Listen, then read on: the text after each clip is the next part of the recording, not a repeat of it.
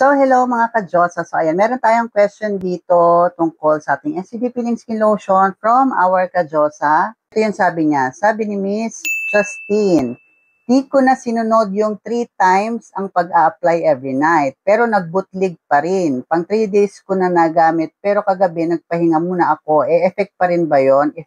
Ipapahinga ko muna at isang pahid lang ginagawa ko every night instead of 3.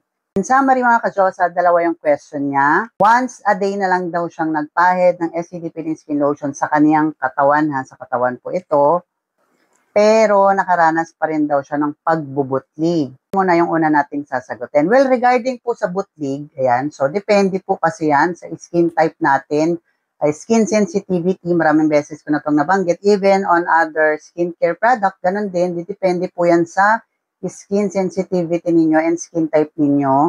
Mas sensitive yung skin, mas manipis yung skin type, mas madali yung ma-irritate sa mga rejuvenating products or chemical peel. Then yung medyo normal at mas makapal yung skin type, hindi ganun ka-sensitive. Yan yung mga umaabot ng 3 days, nagbabalat na, and kaya nila yung product, hindi sila nakakaranas ng pagbubutlig. So, depende po yan sa skin type ninyo. So, kung once a day nyo na lang siyang ginamit at hindi natin sinunod yung instruction, bakit nagkabutlig pa rin? That is because hindi po kaya ng skin ninyo yung product na gamit ninyo. Again, si SCD Peeling Skin Lotion is rejuvenating lotion. So, ibig sabihin, gamitin nyo siya sa mukha, sa katawan ninyo, sa singit ninyo, sa mga inguinal areas, nagre-rejuve po kayo ng katawan at mukha ninyo. Pag gumamit kayo ng rejuvenating product sa skin ninyo, any part ng katawan ninyo, basta skin, sa skin ninyo pinahid, meron yung rejuvenating process such as redness, itching, pwedeng mamaga,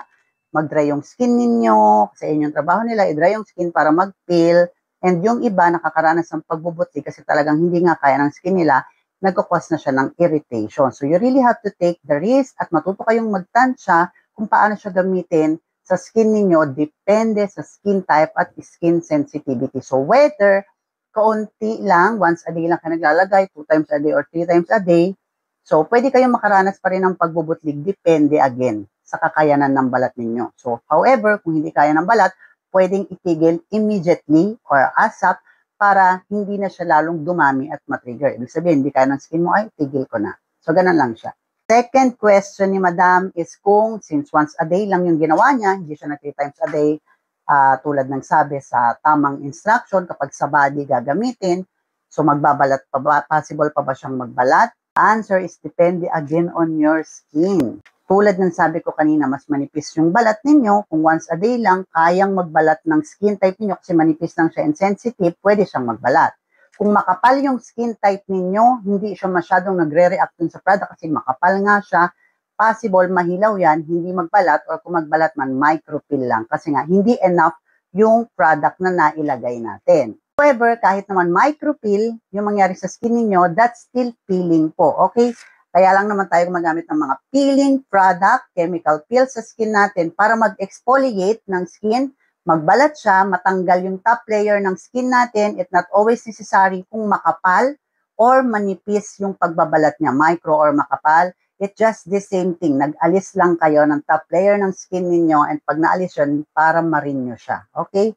Regarding dyan, sa pangalawang question po ninyo, kung magbabalat or hindi, you have to monitor your skin kung magbabalat siya after 3 days mula na nag-stop kayo. Kasi nga po, depende po yan kung naluto ba yung balat nyo sa product, nakapag-apply ba kayo ng ina product para ma-dry yung skin ninyo para mag-peel siya. Kasi again, yun ang trabaho nila, i-dry yung skin ninyo para mag-peel siya.